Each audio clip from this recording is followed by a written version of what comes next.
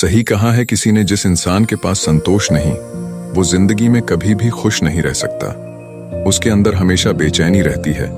उसको कितना भी दे दो उसका मन कभी भी खुश नहीं हो सकता। बहुत समय पहले की बात है। गौतम बुद्ध के शिष्य थे। एक बार उनके मन में ख्याल आया कि महात्मा क्यों फालतू की चीजों में परेशान रहते हैं। सब कुछ त्याग दिया।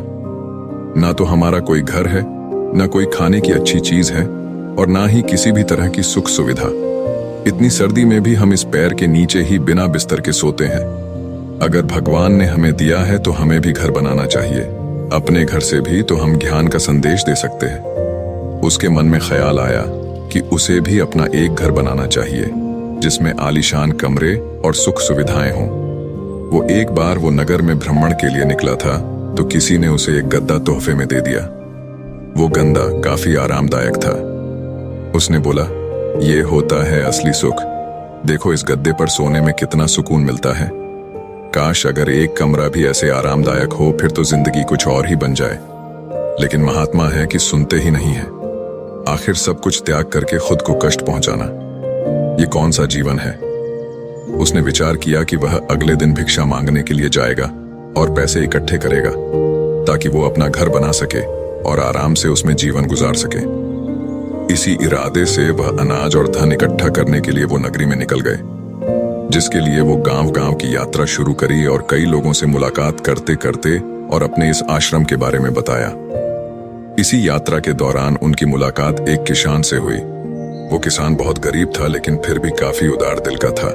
उसने महात्मा से आग्रह किया कि आप बहुत थक गए हैं, आप आज रात्रि को मेरे घर पे विश्राम करें और भोजन ग्रहण करें तो आपकी बहुत अनुकंपा होगी। वो महात्मा मान गए। उसने उनका स्वागत किया और उनके आने का कारण पूछा। महात्मा ने उसे सारी बातें बताई। मैं बहुत दूर जंगल से आया हूं और मैं अपने लिए एक आश्रम बनाना चाहता हूं।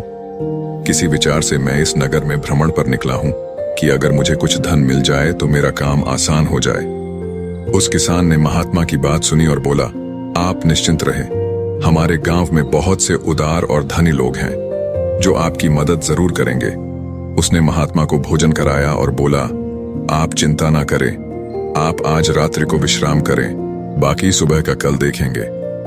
लेकिन उस किसान के घर में सिर्फ एक ही बिस्तर, एक ही चौकी थी और सोने का सिर्फ एक ही बंदोबस्त था।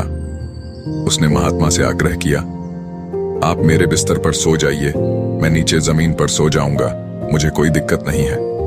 उसने एक पतली सी फर्श पर चादर बिछाई और फर्श पे लेट गया। थोड़ी ही देर में किसान जोर जोर से नाक बजाने लगा और गहरी नींद में सो गया। और यहाँ महात्मा को नींद नहीं आ रही थी। दरअसल उनकी पुरानी आश्रम में जो मोटा गद्दा था जिसको किसी ने उनकी दान में दिया, महात्मा को उस गद्दे पर सोने की आदत थी। उस गद्दे में वह आराम से सोते थे। लेकिन आज किसान की चौकी पे कोई मोटा गद्दा न था, इसलिए उनको रात भर उन्हें नींद नहीं आई और रात भर बस की किसान को देखते हैं और सोचते रहे, क्या आखिर ये कैसे निश्चिंत हो कि अपने फर्श पे सिर्फ एक पतली चादर पर नींद में सो रहा है। सारी रात ऐसे ही बीत गई। अगले दिन सुबह हुई। किसान उठा और महात्मा का चरण स्पर्श किया और महात्मा से पूछा कि आपको कोई रात में दिक्कत तो नहीं हुई। महात्मा ने बोला, नहीं, मुझे कोई दिक्कत नहीं हुई, लेकिन मैं तुमसे एक बात पूछना चाहता, तुम बिना किसी बिस्तर के इस फर्श पर कैसे सो जाते हो? तुम्हें नींद कैसे आ गई? मैं तो यही देखकर हैरान हूं। किसान बताता है, दरअसल दिन भर में मजदूरी करता हूं और मजदूरी की शरीर में इतनी थकावट आ जाती है कि घर आते ही मुझे बस बिस्तर की तलाश होती है। मोटे गद्दे बिस्तर न भी हो तो मेरा काम चल जाता है। मैं घर आते ही खाना बनाता हूँ और उसके बाद मैं कहीं भी सो जाता हूँ, मुझे कोई दिक्कत नहीं है। मुझे नींद भी बहुत अच्छी आती है। जब शरीर में थकावट हो फिर तो शरीर को कहीं भी नींद आ जाती। उससे क्या फर्क पड़ता है क्या आपके पास महल है या मोटा गद्दा है, या आप किस आप पलंग पर सो रहे हो या आप नीचे सो रहे। शरीर को तो बस आराम की आवश्यकता होती है। किसान ने पूछा, यह गुरुवार क्या मैं आपके साथ धन एकत्र करने चल सकता हूँ?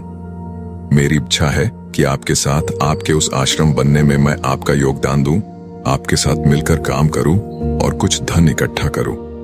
तब महात्मा ने बड़ी विनम्रता से उत्तर दिया, पुत्र, तुमने आज जो मुझे ज्ञान दिया है वो ज्ञान मुझे आज तक नहीं मिला। आज मुझे पता चल गया इंसान के मन का असली सुख क्या है। अब मुझे किसी आश्रम और महल की इच्छा नहीं रही। इतना कहकर वो महात्मा धन दान करके वापस अपने आश्रम को लौट गए। उन्होंने जो कुछ भी धन एकत्र किया था वो गरीबों में बांट दिया और स्वयं एक छोटी सी कुटिया बनाकर रहने लगे। जीवन का सुख संतोष में है। अगर मनुष्य के पास जो भी है वो उसे स्वीकार कर लें और उसी में संतोष कर लें तो जीवन में उसे खुशियां तलाशने की जरूरत नहीं है। वो उसका सारा सुख उसी वक्त अनुभव कर लेगा।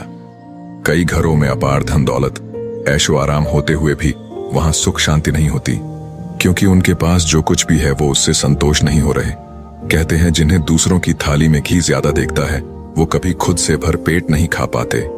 इंसान को चाहिए कि उसके पास जो कुछ भी है वो उसी में खुश रहे, लेकिन इंसान ऐसा कर नहीं पाता और अक्सर दूसरों को देखते हुए और खुद को और ज्यादा चाहने की इच्छा एक अच्छा इंसान को कभी भी खुश नहीं रहने देती और इसी तरह से पूरा जीवन असंतोष में बीत जाता है।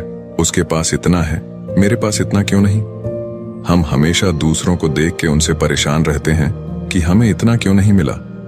आखिर जिंदगी का असल दुख इन्हीं सब चीजों के बारे में सोच गई है। इसीलिए कभी कभी हमें चाहिए कि हम खुद इस बारे में विचार करें कि हद से ज्यादा इच्छा कितना सही है। जो मिले हम उसमें भी तो खुश रह सकते हैं। ज्यादा लालच और हद से ज्यादा इच्छाएं अक्सर इंसान को बीमार करते हैं। हम उम्मीद से ज्यादा अपेक्षाएं पालते हैं और जब वो चीज पूरी नहीं होती तो हमें दुख होता है और हम चिंता करने लगते हैं। जब जीवन में संतोष ही नहीं तो फिर भला जीवन का क्या मतलब। ऐसे में तो हर दिन हम परेशानी रहेंगे। इसीलिए इस बात पर विचार करने की आवश्यकता है। हमेशा याद रखें, संतुष्टि ही जीवन का मूल मंत्र है। अगर इंसान में संतोष है तो कोई भी दुख उसे तोड़ नहीं सकते। जीवन का यही रहस्य है, जो मिले उसमें खुश रहना सीखो। बाकी अगर ये कहानी आपको अच्छी लगी हो तो इस वीडियो को लाइक करें। तब तक मिलते हैं हम आपसे ऐसी ही एक और प्रेरणादायक कहानी के साथ अगले दिन। धन्यवाद।